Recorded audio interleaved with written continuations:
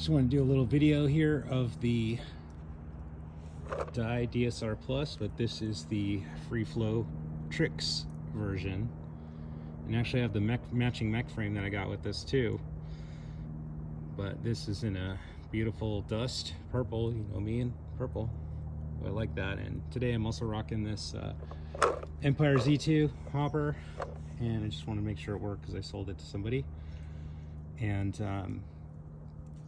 what else we got going here? Anything? Ninja tank, it's a 77.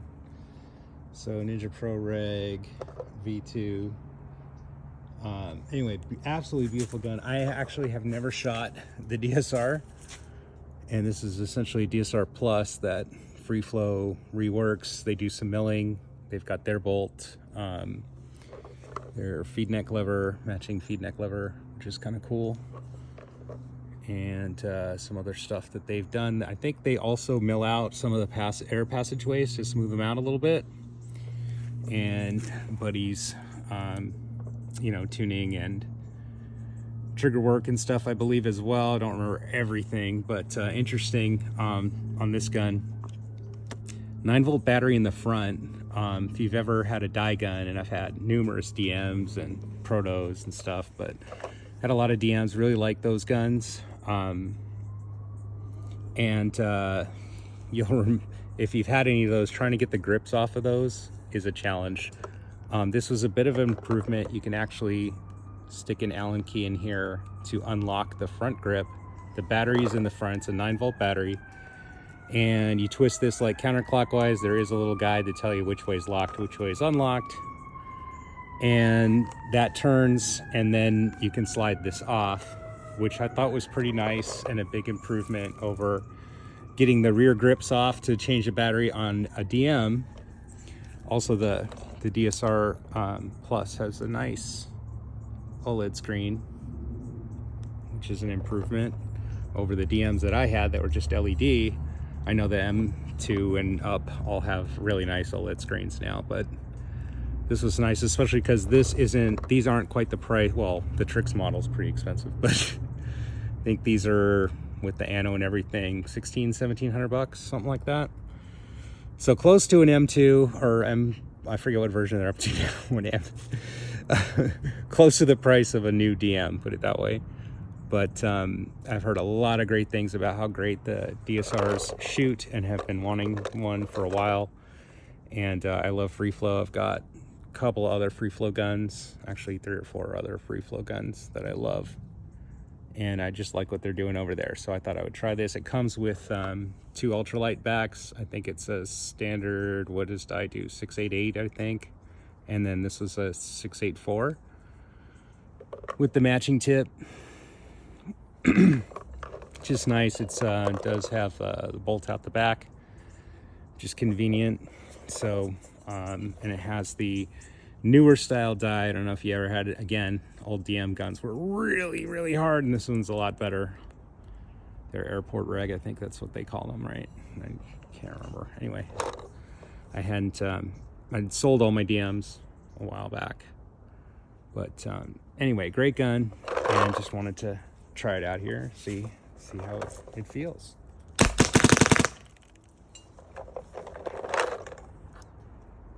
Let's see what's going on here. Maybe I waited too long and the battery turned off or something. I think that's what it was. And I'm low. Not much paint left, but let's see. I don't know what's going on there. Maybe need new batteries in this hopper.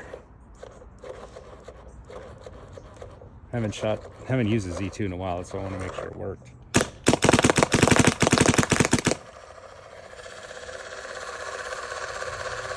think that's the deal. I'm gonna try new batteries in it.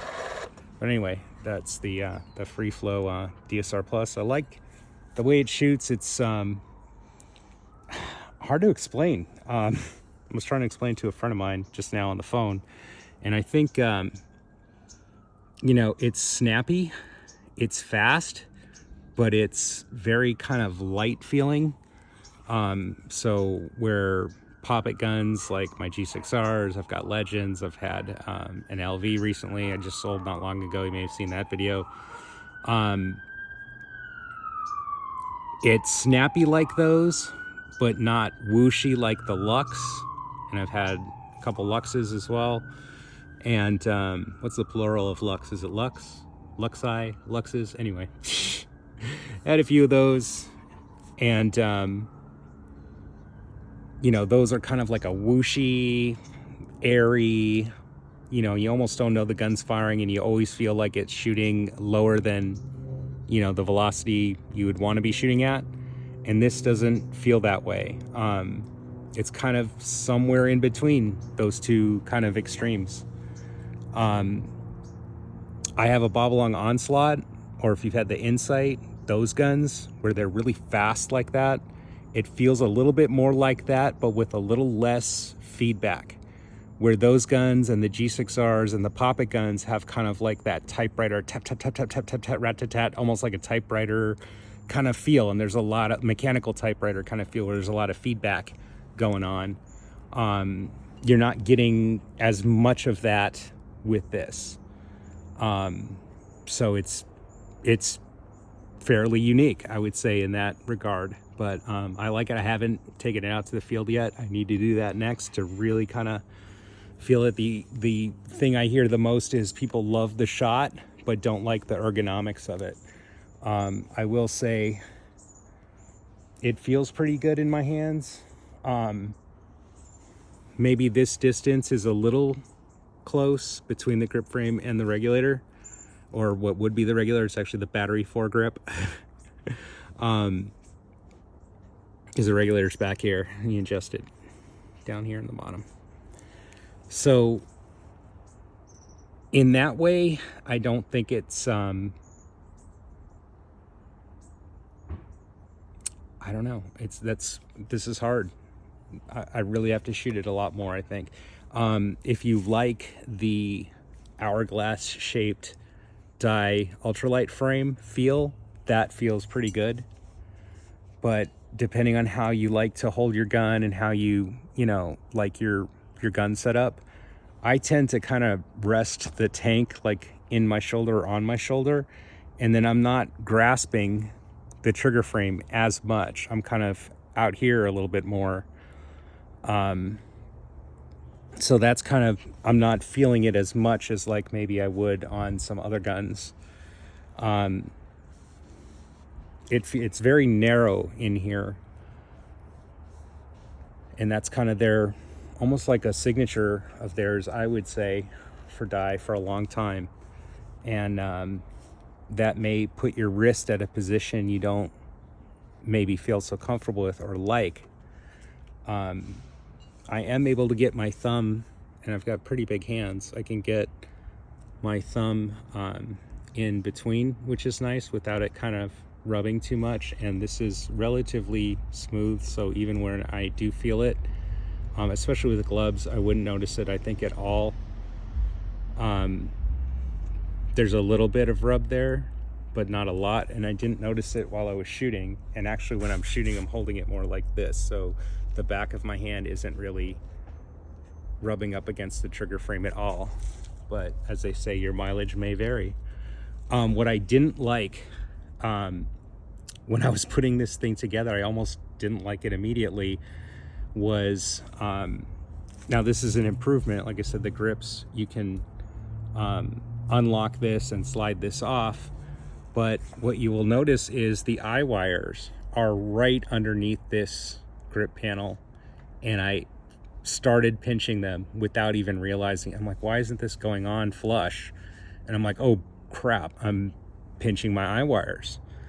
So I think that is easy to do, and it was hard to align. There's a tab on the back side of this part of the foregrip, and getting that aligned was driving me insane. Now that it's on and it's got a fully charged battery, not really a problem, but that I was almost like, all right, I just don't want to use this because of that. It's kind of petty and stupid, but that's how I felt when I was trying to get the battery in here and get the grip back on. And I haven't even thought about yet trying to remove the rear grips. I know like the DMs, you had this kind of like, you kind of pulled them up and down and back at the same time and kind of rocked them this way to kind of get them off, and that wasn't so great.